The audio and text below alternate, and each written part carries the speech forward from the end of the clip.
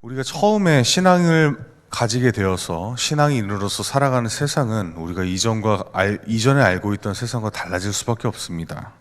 그도 그럴 것이 세상의 상식으로 살아가는 방법을 버리고 예수님께서 우리에게 알려주신 방법대로, 예수님께서 우리에게 인도해 주신 그 길대로 나아가기를 결단했다면 당연하게 세상의 상식은 버리고 주님의 방식대로, 주님의 상식대로 살아가는 것이 당연한 귀결이기 때문이지요. 그렇기 때문에 하나님의 복음을 만나고 그리고 그 복음대로 살기를 결단한 사람들은 그 삶의 변화가 하나님의 백성으로 살아가는 변화라 할 수 있을 것입니다. 근데 그 중에서 나타나는 가장 드라마틱한 변화 중에 하나는 시선의 변화입니다. 내가 세상을 바라보는 방식이 변하고 그리고 세상이 나를 바라보는 방식 또한 변하게 됩니다. 어린아이들이 아주 어릴 때부터 그리고 점점 자라갈수록 사람을 그리는 방법을 한번 떠올려 보면은 이야기가 조금 더 쉬울 것 같습니다. 이 아이들이 처음에 사람을 그리기 시작할 때 어떻게 그리죠? 먼저 둥그란 머리가 있고 그리고 몸을 찍하고 한 개의 선으로 긋습니다.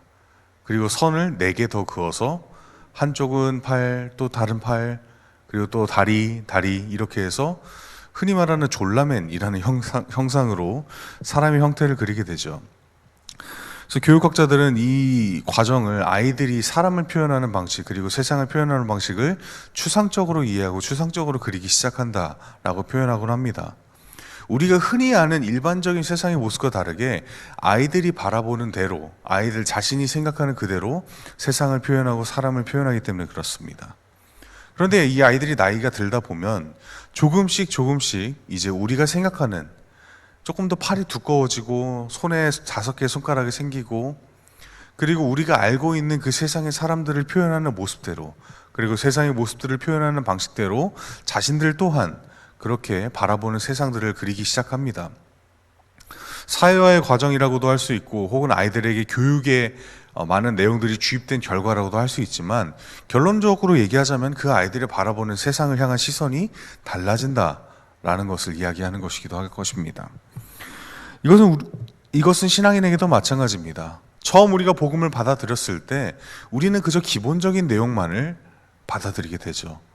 우리의 죄를 위해서 예수 그리스도께서 십자가에 달려 돌아가셨고 그렇기 때문에 우리는 죄에서 노임을 받았고 하나님 앞에서 의롭다 하심을 인정받았다라는 기본적인 전제만 알고 그 이외의 나머지 세상에서 우리가 신앙인으로서 살아갈 때 하나님의 백성으로서 살아갈 때 어떻게 살아가야 될까라는 부분에 대해서는 사실 정확하게 안다고는 하기 어려울 것입니다. 그러나 우리가 말씀을 만나게 되면서 또 복음을 경험하게 되면서 우리의 삶 가운데 변화가 일어나고 조금씩 하나님께서 우리에게 원하시는 방향으로 삶이 변화하기 때문에 우리는 비로소 신앙인으로서 산다는 것이 어떤 것인가, 또 복음의 능력대로 산다는 것이 어떤 것인가를 조금씩 더 깨달아가게 되는 것이죠. 중요한 것은 그 삶의 주인이 누구냐라는 것입니다. 아까 말씀드렸던 것처럼 아이들이 처음에 사람들을 그리고 세상을 그릴 때 취하는 방식은 자기가 해석하는 방식입니다. 그렇기 때문에 세상에서 일반적으로 얘기하는 세상을 표현하는 방식이나 혹은 사람을 그리는 방식이 조금 다르게 마련이죠. 자기 나름대로 해석한 세상을 보여주기 마련이니까요. 마찬가지로 우리도 세상을 살아갈 때 복음을 만났다라고 하지만 처음에 우리가 복음에 대해서 정확히 모른다면, 다른 말로 해서 우리가 복음에 대해서 어린 사람이라면 우리는 복음으로 살아간다라고는 하지만 사실 그 세상을 살아갈 때 우리가 주로 의지하는 것은 내 자신의 판단이고 내 자신의 경험일 것입니다.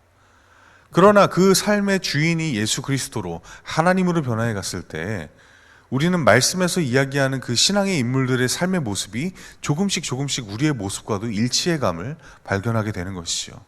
이것이 바로 우리가 세상을 바라보는 방식이 변화하는 그런 과정입니다.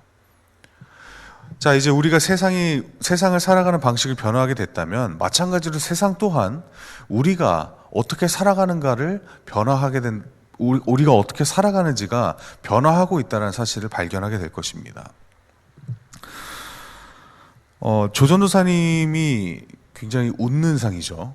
네, 미소가 많은 상입니다. 그런데 저 같은 경우에는 본의 아니게 선이 굵은 나머지 무표정으로 있다 보면 약간 화난 게 아닌가라고 착각하시는 분들이 조금 많습니다. 많이 웃어야 되는데 이 부분에 대해서는 저도 많이 훈련하고 있습니다. 그런데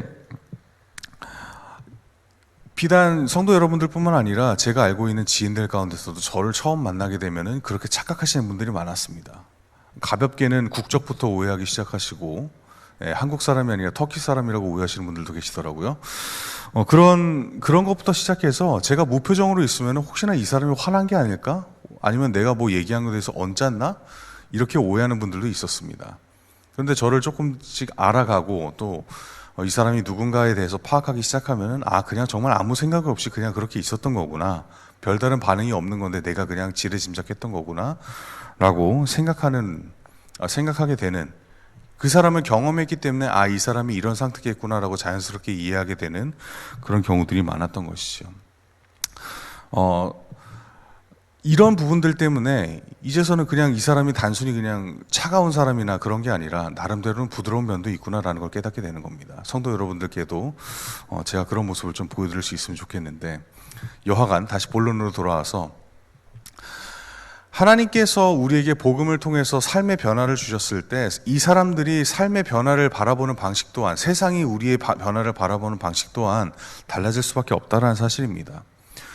왜 그러냐 하면 우리의 삶의 주인이 내가 되었다면은 그 사람들을 향해서 우리가 대하는 방식들은 철저하게 내가 이득이 될 것이냐, 그 사람과의 관계에서 내가 어떤 이득을 얻을 수 있고 그 사람과의 관계에서 내가 갑이 될 수 있는가 혹은 을이 될 것인가, 여러 가지 계산들이 나를 중심으로 이루어지기 때문이지요. 그렇기 때문에 내가 그 사람에게 뭔가 베풀기보다는 내가 그 사람으로부터 뭔가 얻어낼 것을 우선하기 때문에 세상의 상식대로 우리가 삶을 살아갈 때에는 분명히 충돌이 일어날 수밖에 없습니다.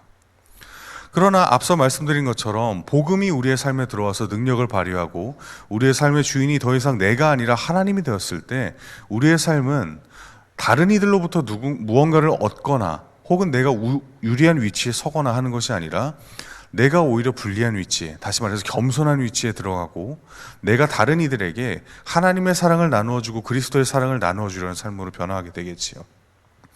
세상이 자연스럽게 나의 삶의 변화를 맞이하는 순간 세상 또한 그리스도인이 살아가는 삶의 모습이 어떤 것인가 라는 것을 파악하게 된다는 겁니다. 내가 세상을 바라보는 방식이 변화하듯이 세상이 그리스도인으로 변해가는 나의 모습을 바라보는 방식 또한 변화합니다. 이런 모습을 두고 바울은 이렇게 표현하고 있습니다. 고린도전서 13장 12절의 말씀을 우리가 다시 한번 읽어볼 수 있기를 원합니다. 함께 읽겠습니다.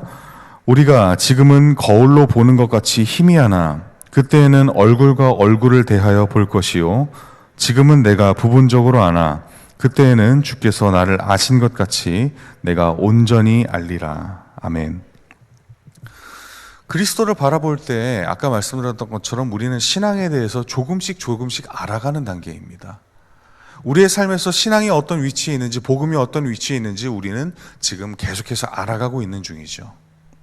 그리고 마찬가지로 세상이 우리를 바라보는 방식 또한 이 사람이 그리스도인으로 변화했다고 하는데 어떤 삶의 모습을 가지고 있을까를 조금씩 파악하는 단계에 있고, 이 사람이 알면 알수록 그리스도의 복음을 맞이한 사람들이 살아가는 방식은 이런 것이구나, 그리스도의 복음이라는 것이 사람의 삶을 변화시키는데 이런 식으로 작용을 하는구나라는 것을 하나 둘씩 알아가게 되면서 결국에는 그 사람도 복음을 받아들일 수가 있게 되고, 그리고 나아가서는 그 사람에게 복음을 전하는 나의 신앙 또한, 나의 복음 또한 더욱더 깊어지게 된다는 사실이죠.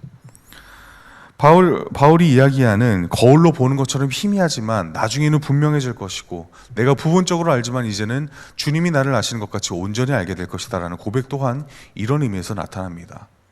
우리는 여전히 하나님께서 우리에게 어떤 뜻을 품고 계신지, 또 하나님께서 우리에게 어떤 것을 원하시는지 완전히 100% 안다라고는 장담할 수 없습니다.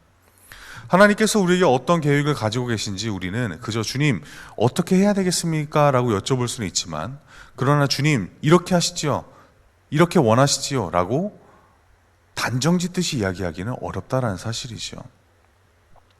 하나님께서 우리를 인도하시는 방식은 지극히 하나님의 방식대로, 하나님께서 원하시는 바대로 우리를 인도하십니다.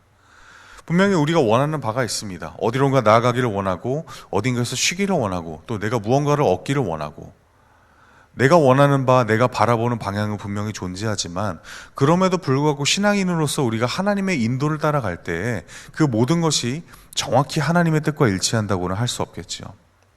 그렇기 때문에 우리의 삶이 더 이상 내가 중심이 되는 것이 아니라 하나님이 중심이 되어야 된다라고 이야기할 수 있는 것입니다. 내가 중심이 될 때 우리는 수많은 암초를 만나게 될 수밖에 없습니다. 그런데 내 능력으로는 그 암초를 깰 수 없고 심지어는 회피하는 것조차 어려울 수 있습니다. 그러나 우리가 하나님께 그 시선을 돌렸을 때, 하나님께서 우리의 삶의 주인이 되셨을 때 하나님은 그 암초를 어떻게 하실까요?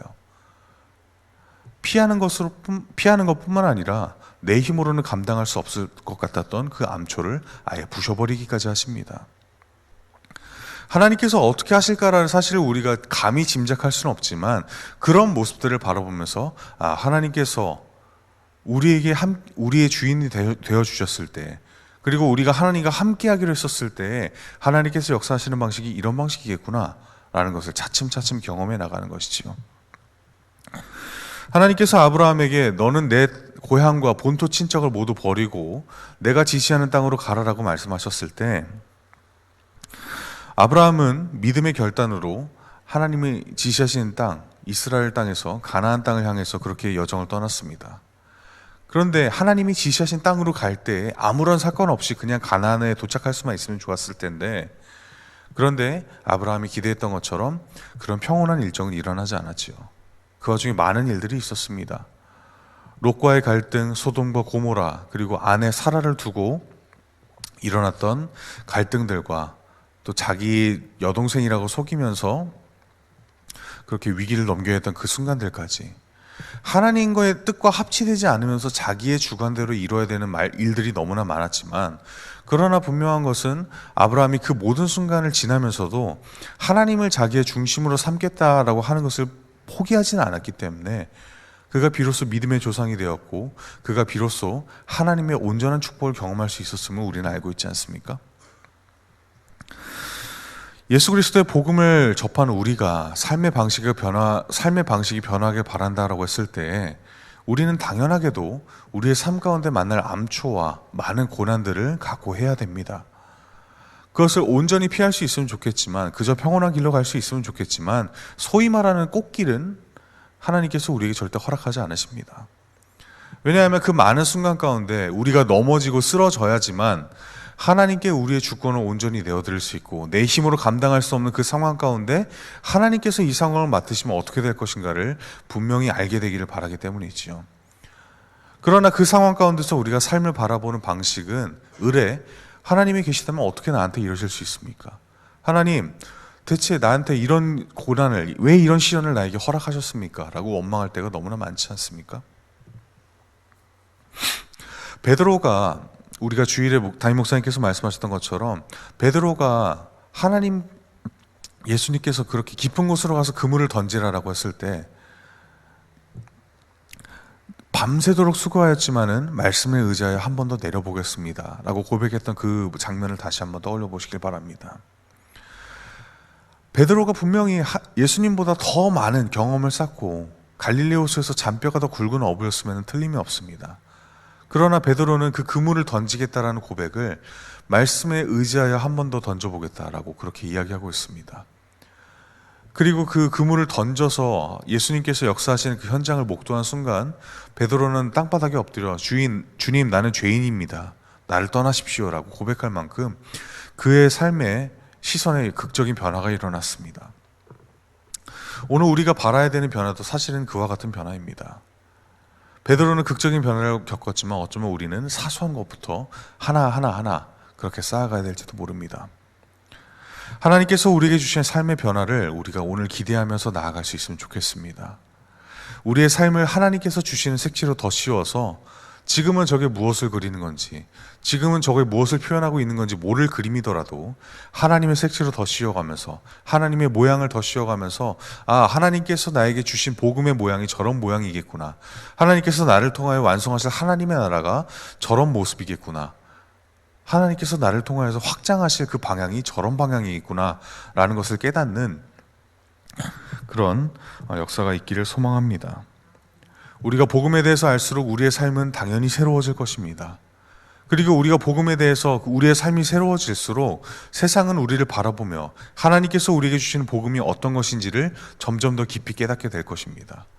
세상이 또한 우리가 하나님께서 주신 복음에 대하여 알면 알수록 삶이 더욱더 새로워지고 우리의 모습이 더욱더 새로워지고 나아가서는 하나님께서 원하시는 모습대로 보기에 좋으셨다라고 말씀하신 그 모습대로 회복되어가는 역사가 있게 될 것입니다.